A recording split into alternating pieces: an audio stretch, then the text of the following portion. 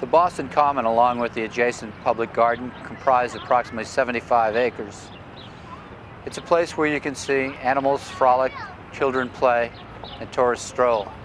The tourist brochures describe it as the oldest public park in America. The Department of Justice describes it as an open-air drug market.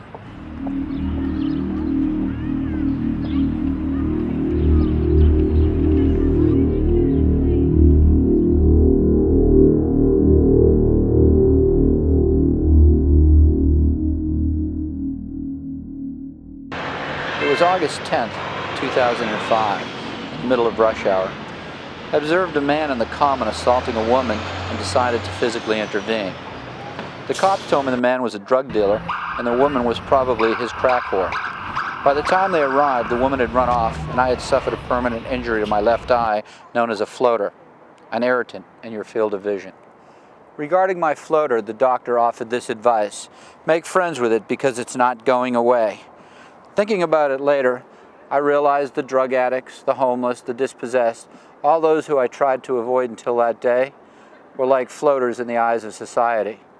And so I thought it was time to go into the Common and make friends with some of them, if only momentarily, to try and see life through their point of view.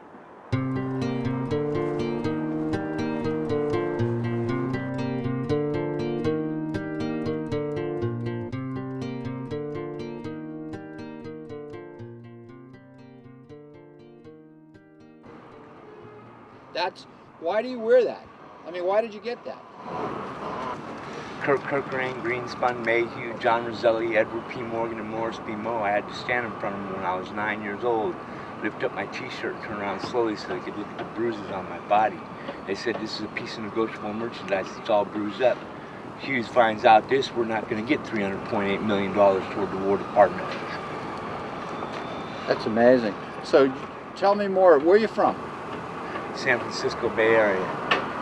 Yeah, and why are you here in Boston? I've had a miserable life. I've been hunted down, I've been shot at, I've been stabbed, I've had my throat cut, I've had all my teeth knocked out with a crowbar, tried to be thrown in the trunk of a car. My own stepfather put 10 grand on my head, tried to have me killed to cover up the story.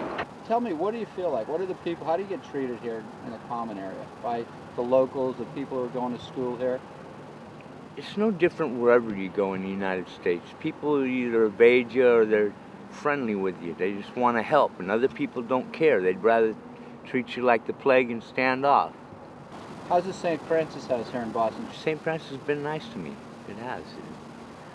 What do they supply you with a bed? Good food and so forth? No, they definitely don't. I find my own cribs, an own place to sleep, so to speak. What would you say about, if you were talking to people out there about being homeless and what it's like? What is it like to be here? What's a typical night for you? Very, very cold. Boston is the coldest weather I think I've ever endured.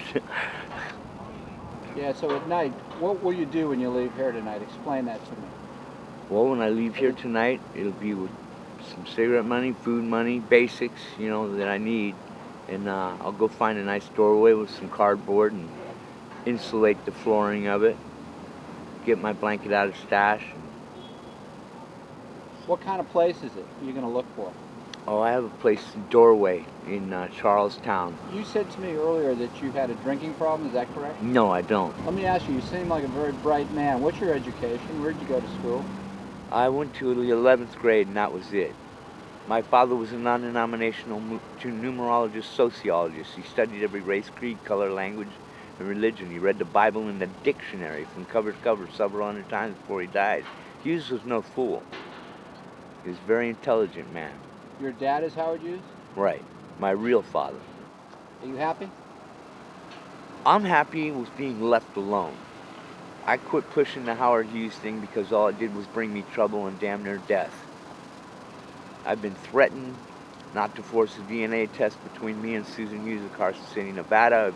I've had everything under the sun done to me. I'm tired of it. I wish to God that Hughes wasn't my father, that I didn't have to go through all the hell I've been through. But the only thing I can do to better my own life is to forget about it and just move on the way I am.